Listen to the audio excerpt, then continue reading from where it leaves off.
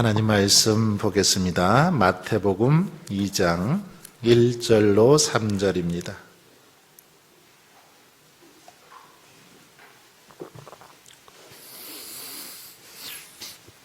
신약성경 1면에 있습니다. 마태복음 2장 1절로 3절입니다.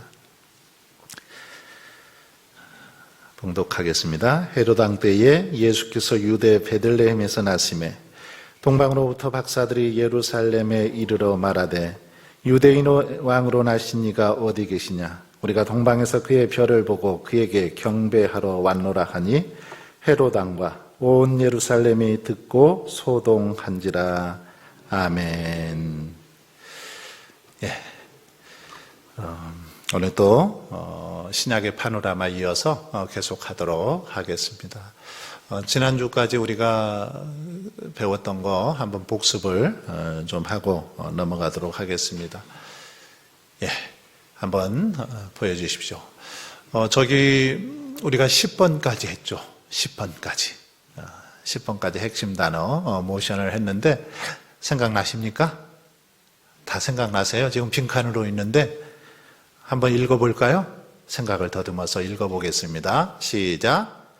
400년 침묵, 말라기, 마태복음, 열강들, 헬라, 언어, 이스라엘, 소망, 로마, 길, 정치세력, 사내들인, 서기관, 사두개인, 바리새인, 세리, 열심다. 저기까지. 대단하십니다. 아주 대단하세요. 막 다 영안의 눈이 열려가지고 아무것도 없는데도 그냥 다 이제 아시게 되었어요. 지난주에는 정치 세력에 대해서 공부했죠. 그 전에 열강들, 400년 침묵 기간에도 하나님께서는 열강들을 통해서 역사하셨다. 그렇게 공부했었죠. 헬라의 언어를 통해서, 이스라엘의 소망을 통해서, 그리고 로마의 길을 통해서 하나님께서 이 복음이 전파되어지는데 역할을 하도록 그렇게 400년 침묵 기간에도 계속해서 일하셨다라고 지난주에 배웠고요. 지난주에는 정치 세력들, 당시 여당과 야당이 있었는데 그 정치 세력들, 첫 번째가 누구예요?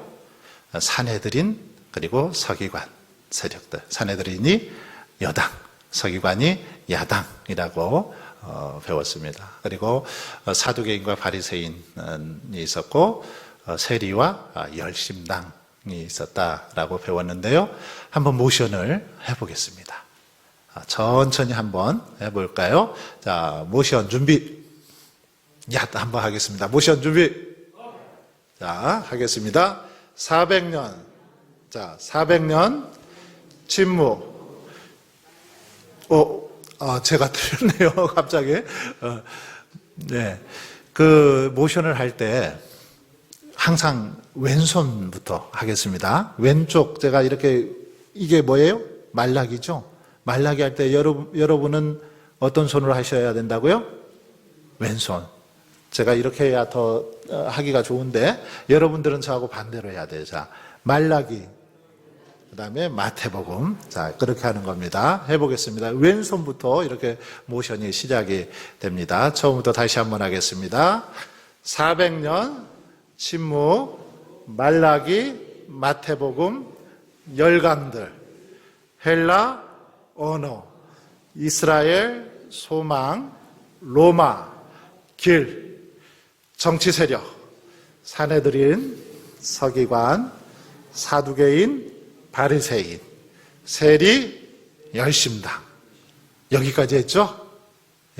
너무 쉽죠? 여기까지? 한 번만 이제 이쪽 분들이 이쪽 두 줄이 먼저 한번 해보셔요. 그리고 이쪽에서 한번 잘 보겠습니다.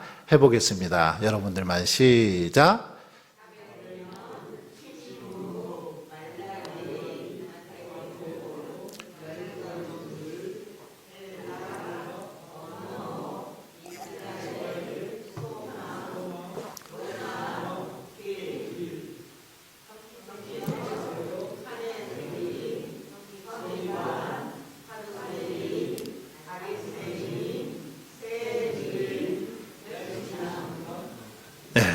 잘하셨습니다.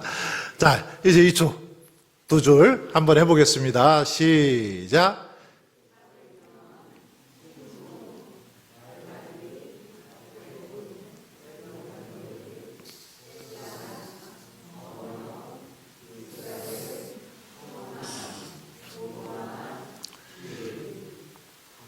정치 세력.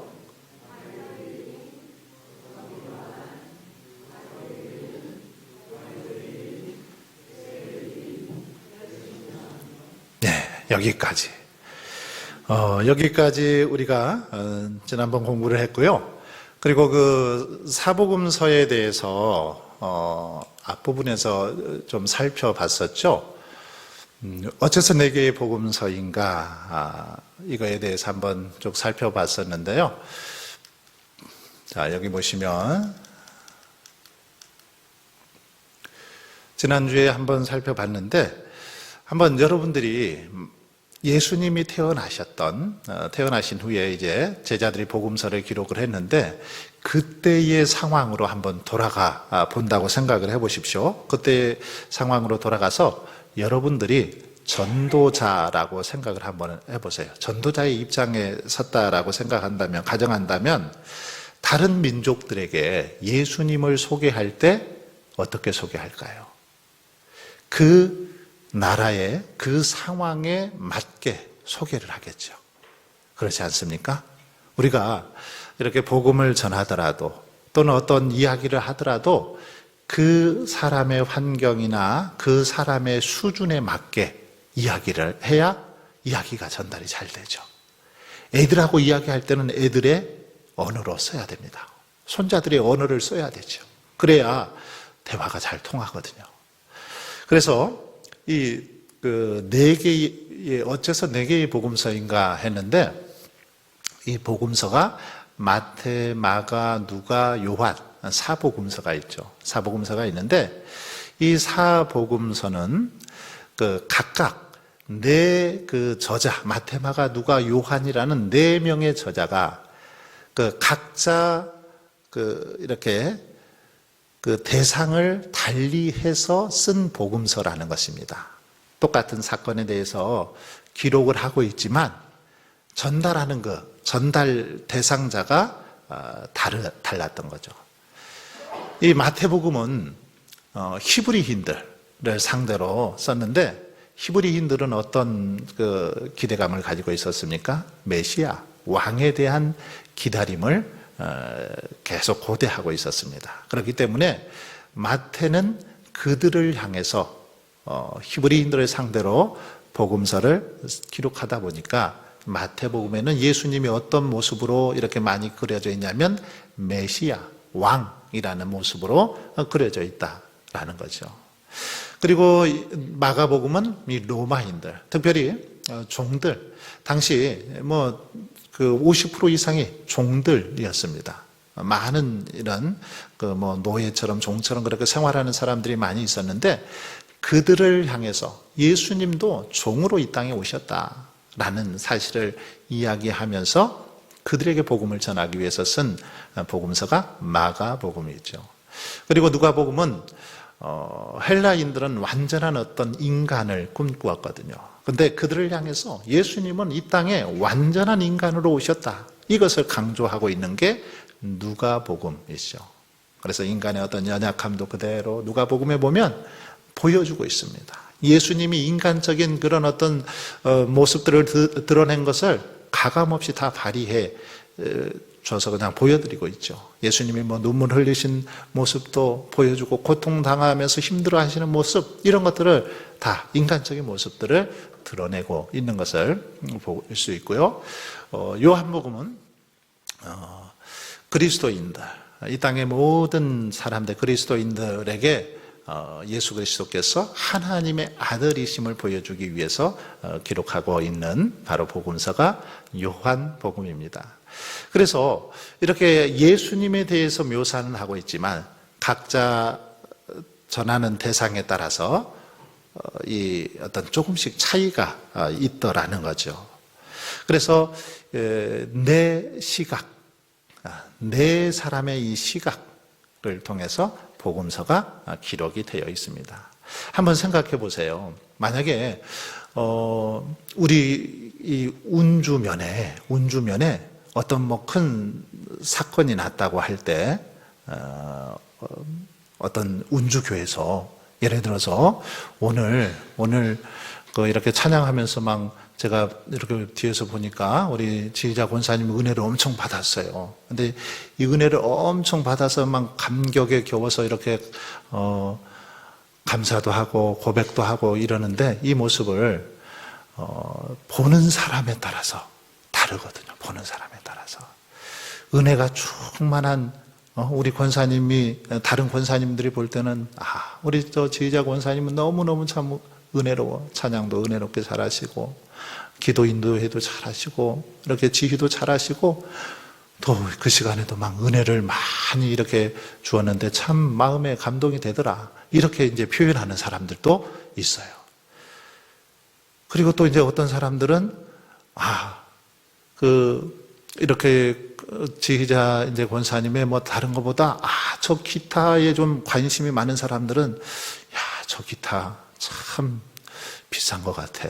저거 악기가 너무너무 좋아서 아마 저렇게 찬양도 더 잘하는 거 아닐까? 뭐 이걸 보는 사람도 있겠죠. 아니면 권사님의 어떤 뭐 용모를 또 보는 사람들도 있을 것 같아요. 오늘 옷을 아주 예쁘게 막 입으셨네 막 이러면서 저 옷 어디 가면 사지? 뭐 이러고 계실 분도 있는가 모르겠어요. 그런가 하면 어떤 사람은 조금 권사님하고 뭐 지난번에 싸웠다든지 뭔 일이 있으면 안 좋게 이제 또 생각을 할 수도 있을 것 같아요. 왜 저 권사님은 저렇게 나서서 저 앞에서 찬양을 하면서 뭐 이상한 막 말씀을 하시는 거야? 막 이렇게 생각하는 사람도 있더라는 거죠. 이게 보는 사람의 시각에 따라 다르더라는 거죠. 한번 보세요. 우리나라에 어떤 뭐 뉴스 같은 게 이렇게 사건이 터지면 그 사건에 대해서 각 신문사마다, 언론사마다 다 보는 관점이 다릅니다. 보수 언론들은 어때요? 이 보수 언론 쪽에서 이렇게 그 관점으로 다 보죠. 근데 또 약간 진보 쪽의 언론들은 또 그렇지 않거든요. 똑같은 사건을 가지고도 대하는 그 태도가, 바라보는 태도가 다 다르더라는 거죠. 이처럼 복음도 마찬가지라는 겁니다. 4명의 저자에 의해서 내 시각을 가지고 바라보았지만 어때요? 한 가지 복음이죠. 그래서 이 복음서에 조금씩 차이가 있는 겁니다. 복음서마다 조금씩 차이가 있는 게 그런 이유예요. 바라보는 시각이 저자들에 따라서 다르기 때문이죠. 자, 한번 따라해 볼까요? 내 시각. 이 사자 딱 한번 해보세요. 내 시각. 한 복음. 예, 일자를. 자, 내 시각 한 복음. 한번 해보겠습니다. 내 시각 한 복음. 예, 사복음서. 이 네 시각을 통해서 한 복음을 이야기하고 있다라는 거고요. 자, 그리고 이제 넘어가서 이제 복음서를 들어가 보겠는데요. 그 400년 동안 그동안 이렇게 신구약 중간 시대에 그 변천의 과정들을 공부했었죠. 첫 번째가 우리가 열강들, 400년 동안 열강들의 이런 변천사, 그리고 또 400년 동안의 정치 세력에 대해서 공부를 했습니다. 그런데 이 400년 동안 변하지 않은 곳이 있었습니다. 뭘까요?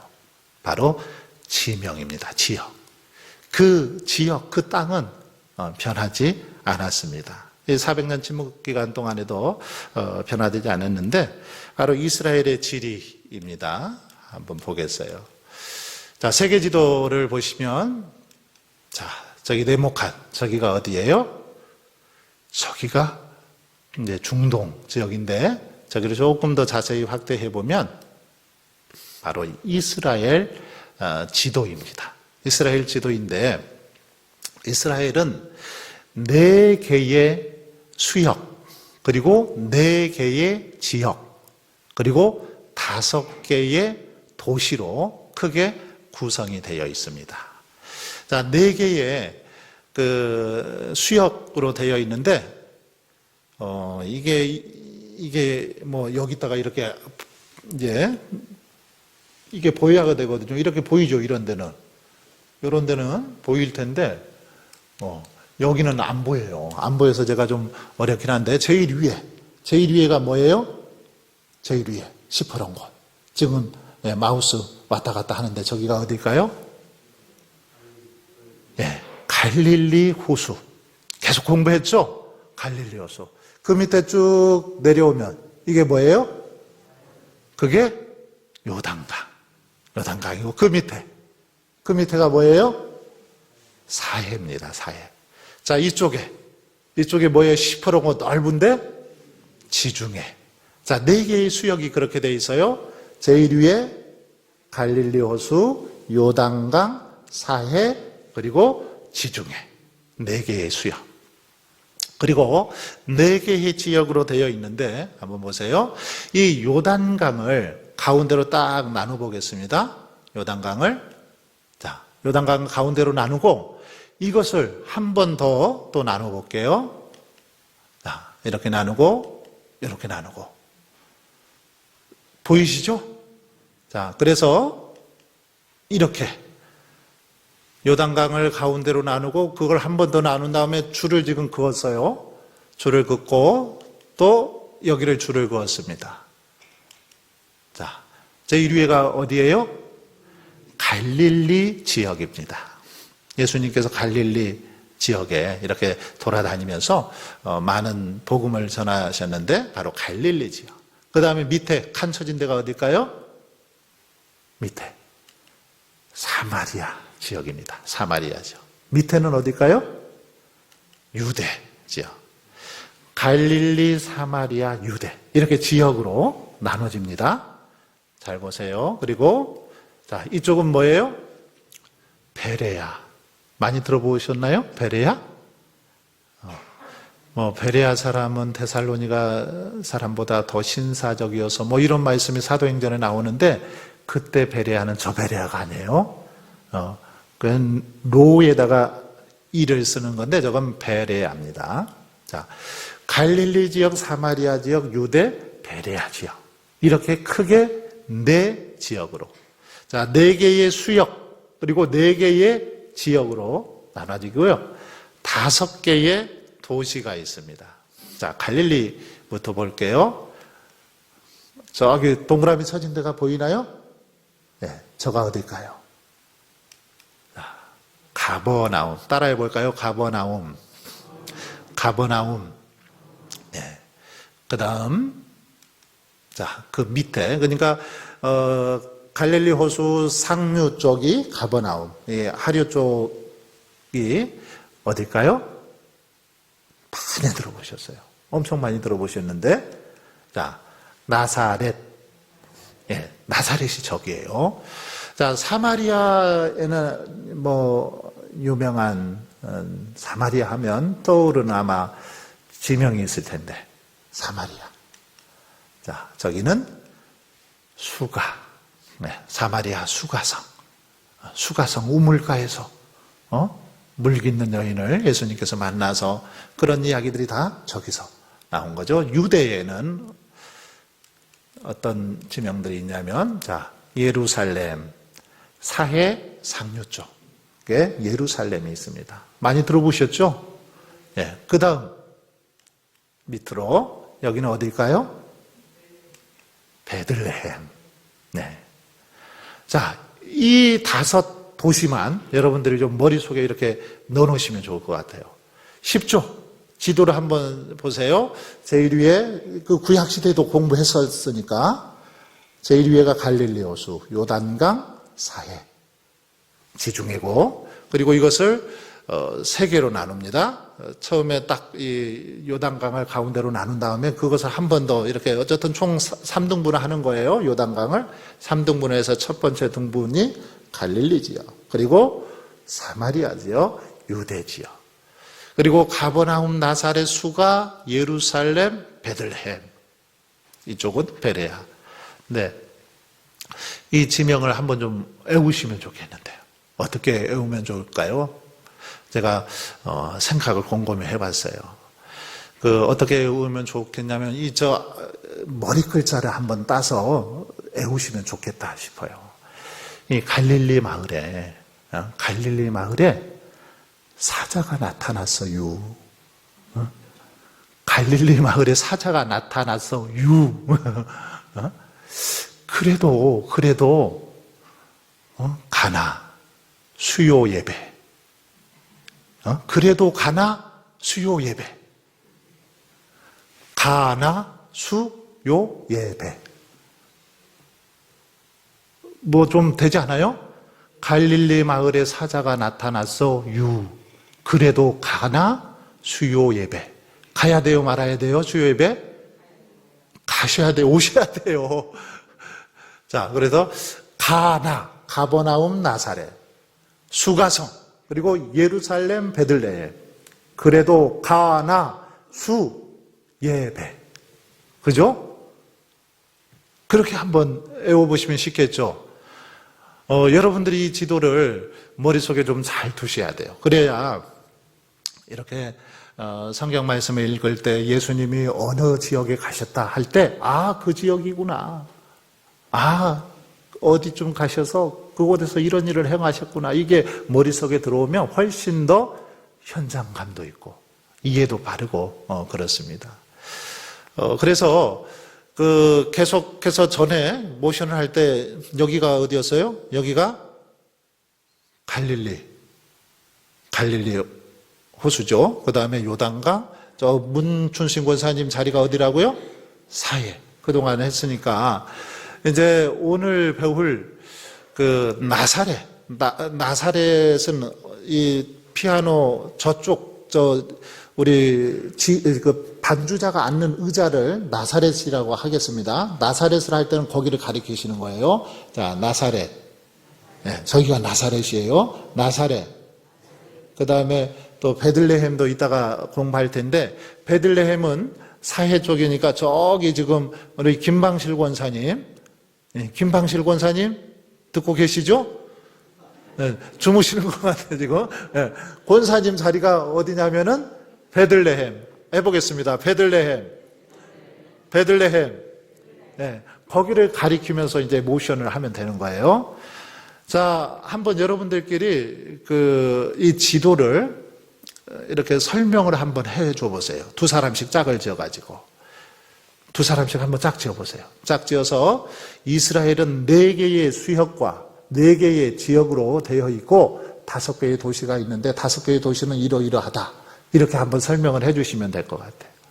자, 한번 해보겠습니다. 자, 두 분씩 짝 지어서 해보세요. 네. 야, 우리 손자들을 앞에 놓고 이제 손자들에게 이스라엘 내가 지도 한번 설명해 줄게 하면서 한번 해보세요. 우리 권사님들 한번 해보세요. 자, 시작.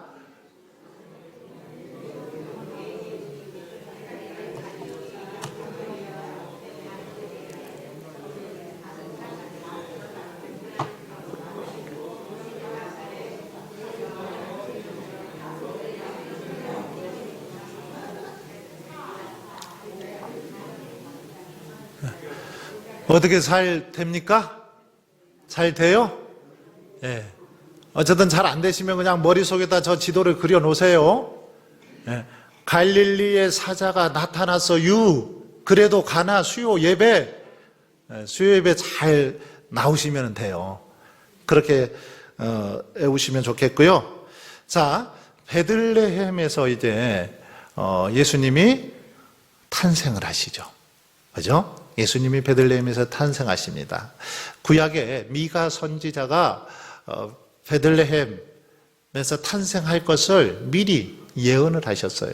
무려 600년 전에 미가 선지자를 통해서 하나님께서 베들레헴, 그 작은 고을이지만 그곳에 예수님께서 메시아가 나실 것이다 예고를 하셨죠. 정말 그대로 그래서 예수님이 그곳에서 탄생하시죠. 방송실에서 혹시 다른 화면을 한번 보여주세요. 네. 다른 화면. 네. 자, 여기 베들레헴. 저 지명도 저 표시가 돼 있죠? 지도도 있고 저렇게 돼 있는데 베들레헴 탄생. 지금 동방 박사들이 예수님이 태어나신 곳에 와서 이렇게 지금 뭐 경배하는 그런 모습을 그려놓고 있습니다. 베들레헴에서 탄생하셨습니다. 이 모션을 어떻게 해야 되냐면, 자, 베들레헴 한번 가르쳐 볼까요? 베들레헴이 어디였어요?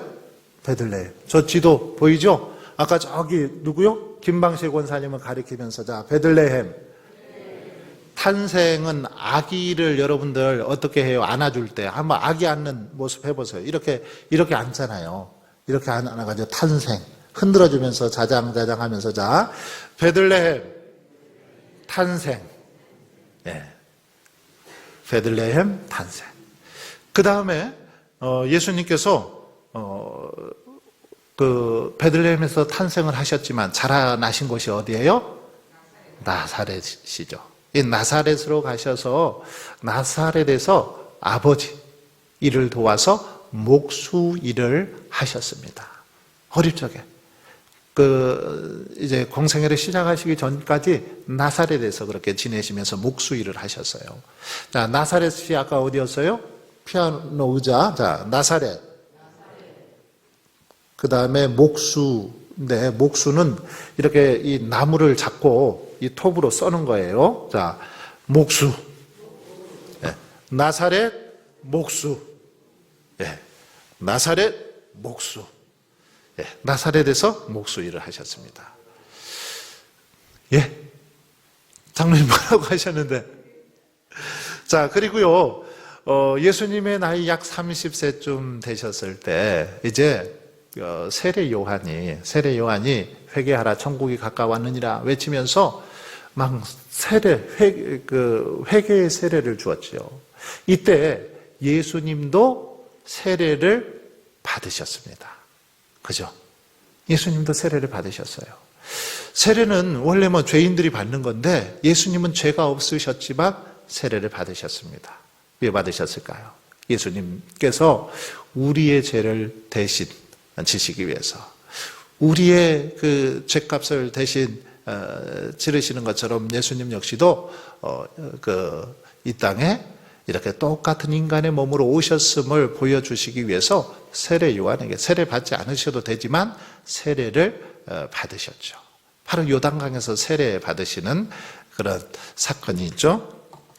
자, 사진을 한번 보겠습니다. 네, 이것은 아까 톱질 나사렛 목수 그리고요. 자, 이렇게 세례 받으시는 장면입니다. 뭐 우리야 요즘 교회에서야 약식으로 이렇게 세례를 하지만 옛날에는 요단강에서 예수님 시대 때는 요즘 뭐 이런 침례교회나 이런 데도 저렇게 강에 가서 하기도 하고 혹시 여러분 중에서도 뭐 내과에 가서 세례 받으신 분들 계실 수도 있습니다. 근데 이제 중요한 것은 이 어떤 세례를 어떻게 받았느냐가 아니라 죄 씻음을 받는 게 중요하죠. 그래서 저런 모습으로 받으셨는데 이렇게 세례를 받으실 때는 세례를 받을 때는 어떻게 해요? 완전히 몸을 다 물에다 담그죠. 왜? 완전히 죽었다. 모든 죄는 다 이제 물 속에 잠겨서 깨끗하게 씻음 받았다. 이 표시로 세례 받을 때는 그냥 머리를 막 목사님들이 눌러요. 안 들어가면 막 눌러가지고 완전히 죽었다 살아나는 것을 경험하라고 세례를 그렇게 주는데, 자, 예수님이 세례 받으셨습니다. 세례 받으실 때 놀라운 역사가 나타나죠. 어떤 역사가 나타나냐면 하늘로부터 저 비둘기 지금 보이죠? 비둘기가 이렇게 내려오고 위에서 또 하늘에서 소리가 납니다. 어떤 소리가 들려옵니까? 이는 내 사랑하는 아들이요 내 기뻐하는 자다 하는 하늘로부터 음성이 들려오면서 정말 예수님이 하나님의 아들이심을 나타낸 사건이 바로 세례 사건입니다. 자, 세례는 이 코를 잡으세요. 코. 이렇게 코를 잡고 그 물속에 들어갈 때 코 잡고 들어가잖아요. 이렇게 코를 잡고 옛날에는 세례 줄 때 코 잡어 그러고 뒤로 이렇게 확 눕혔거든요. 목사님들이 뒤로 확 눕혀가지고 완전히 그냥 물속에 잠길 때까지 그렇게 있다가 한참 있다가 막 숨이 꼴딱꼴딱 하면 이제 그때 꺼내줬어요. 자, 세례하고 뒤로 이렇게 넘어갑니다. 요단강 세례. 자, 요단강은 합니다. 자, 요단강 세례. 뒤로 넘어가는 거예요. 뒤로 물속에 들어가는 겁니다. 자, 그 다음에 요단강 세례 다음에 예수님께서 광야로 가시죠. 거기서 40일 동안 금식 기도를 하신 후에 예수님이 시험을 받게 됩니다. 시험을 받게 되는데 세 가지 시험을 받으시죠. 어떤 시험이었습니까? 첫 번째 시험은 40일 동안 금식하셨는데 굶주리셨는데 이 마귀가 사탄이 제일 먼저 뭘로 시험하냐면 예수님께 이 돌을 하나 이렇게 주면서 이 돌로 떡덩이가 한번 되게 해봐라. 그렇게 말하죠. 떡만 생각해도 얼마나 배고프시겠어요. 그런데 사탄이 이걸 가지고 시험을 하는 겁니다. 돌로 떡덩이가 되게 해봐라. 그때 예수님이 뭐라고 말씀하십니까? 사람이 떡으로만 살 것이 아니요 하나님의 입에서 나오는 모든 말씀으로 산다. 어디에 나오는 말씀입니까? 이 말씀이 신명기 8장 3절에 나오는 말씀이에요. 신명기에 나오는 그 말씀, 사람이 떡으로만 살 것이 아니요 하나님의 입에서 나오는 말씀으로 산다. 이 말이 신명기 8장 3절에 있는 말씀인데 이 말씀을 가지고 사탄의 시험을 이겨내는 것을 볼 수 있습니다. 그 다음에 두 번째 시험이죠. 두 번째 시험은 이제 예수님을 막 성전 꼭대기로 데리고 갑니다. 그러면서 뭐라고 해요? 뛰어내려봐라. 뛰어내려도 하나님이 보살펴 주실 것이다. 보호해 주실 것이다. 그러면서 뛰어내리라고 그렇게 말합니다. 그러자 예수님께서 뭐라고 그 사탄을 이겨냅니까? 마귀의 시험을 뭐라고 해요? 주 너의 하나님을 시험하지 말라. 시험치 말라고 했다. 왜 시험하냐고 하시면서 이겨냅니다. 하나님을 시험하지 말라. 어디 나올까요? 이 말씀? 이 말씀도 신명기 6장 16절에 나오는 말씀이죠. 신명기 6장 16절의 말씀, 주 너의 하나님을 시험하지 말라 했는데 왜 네가 하나님 시험하려고 이렇게 하냐? 하나님 시험하는 거 아니죠. 근데 마귀가 지금 시험하려고 하니까 이 말씀을 통해서 물리치죠. 그리고 세 번째는 이제 천하 만국을 다 보여줍니다. 다 보여주고 만약에 예수님 당신이 나한테 엎드려 경배하면 내가 이 천하 만국을 다 당신에게 주겠다. 그러니 엎드려 경배해라. 그렇게 유혹을 하죠. 이때 예수님께서 역시 이 시험도 이겨냅니다. 뭐라고 이겨냅니까? 사탄아 물러가라 하시면서 주 너의 하나님께 경배하고 다만 그를 섬기리라 할 것이다. 하나님만 섬겨야 된다라고 말씀하시죠. 이 말씀은 신명기 6장 13절에 나온 또 말씀입니다. 자, 보십시오. 예수님께서는 시험 당할 때, 마귀가 시험할 때 그 시험을 물리쳤는데 뭘로 물리쳤어요? 말씀을 가지고 물리칩니다. 구약 시대에 있는 말씀, 이 말씀을 잘 알고 계셨어요. 암송하고 계셨어요. 그러니까 시험이 올 때 말씀을 통해서 막 대적을 하고 물리치는 거죠. 이게 바로 말씀의 능력입니다. 우리가 하나님의 말씀을 잘 알고 있어야 시험을 이길 수 있습니다. 말씀을 잘 배워야 이 땅에서 시험에 넘어지지 않고 복된 삶을 살아가더라는 거죠. 예수님도 말씀을 잘 알고 계셨어요. 예수님은 뭐 말씀 몰라도 괜찮지 않겠어요? 능력 있는 분이시니까 하나님의 아들이신데. 그런데 그럼에도 불구하고 구약의 성경들을 다 그냥 머릿속에 암기하고 계셨다라는 거죠. 그래서 시험을 물리치는 그런 사건을 볼 수 있습니다. 자, 시험이고요, 이게. 그래서 광야 시험인데, 자, 광야 표시 납니까? 저 예루살렘 위에 동그라미 표시나죠? 예루살렘 옆에. 보여요? 저기가 광야인데, 저기가 이 여리고, 여리고라는 지역이고요. 거기에 가면 뭐 시험의 산, 유혹의 산이라는 그런 산이 지금도 있습니다. 그래서 성지순례 가신 분들은 거기 이렇게 뭐 다녀오시든지 아니면 멀찍이서라도 저기가 예수님께서 시험 받으신 산입니다 하고 한 번쯤은 소개받으셨을 겁니다. 저기가 바로 광야예요. 광야는 그냥 이렇게 표시합니다. 광야. 시험은 어떻게 하냐면 마귀는 막 뿌리 달린 걸 생각하면서 시험. 자, 광야, 시험. 자, 여기까지 오늘은 한번 해보겠습니다. 여기까지 하는데 네 시각부터 한번 해볼까요? 천천히 한번 해보겠습니다. 네 시각 한 복음. 네, 같이 하는 거예요. 자, 시작. 네 시각 한 복음. 그 다음에 어디로 가야 돼요? 어디로 가야 돼요? 베들레헴. 김방식 원사님. 자, 베들레헴. 뭐예요? 예, 탄생. 나사렛. 목수. 요단강. 세례. 광야. 시험. 자, 여기까지. 이 지명을 생각하면서 모션도 한번 생각을 하셔야 돼요. 따라 하시면 좋겠어요. 한 번 더 해보겠습니다. 네 시각 한 복음. 베들레헴 탄생, 나사렛 목수, 요단강 세례, 광야 시험. 자, 여기까지인데 처음부터 한번 여기까지 해볼까요? 제일 처음부터 여기까지 한번 하고 마치도록 하겠습니다. 시작. 400년 신무, 말라기, 마태복음, 열강들, 헬라, 언어, 이스라엘, 소망, 로마, 길, 정치 세력, 사내들인, 서기관, 사두개인, 바리새인, 세리, 열심당. 네 시가 한 복음. 베들레헴 탄생, 나사렛 목수, 요단강 세례, 광야 시험. 예, 여러분들만 한번 천천히 한번 해보겠습니다. 시작.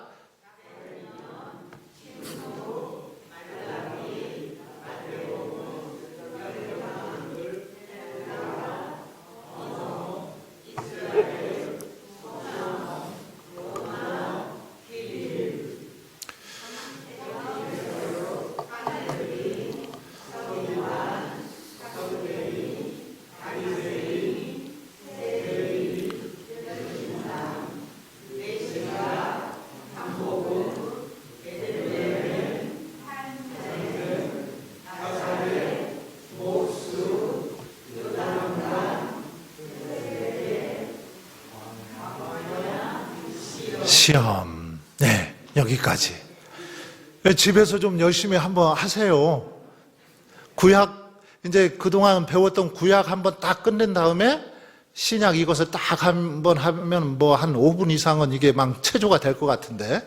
그래서 새벽으로 일어나시거나 주무시기 전에 구약 모션 한번 하시고 또 신약 배운 거 모션 하시고.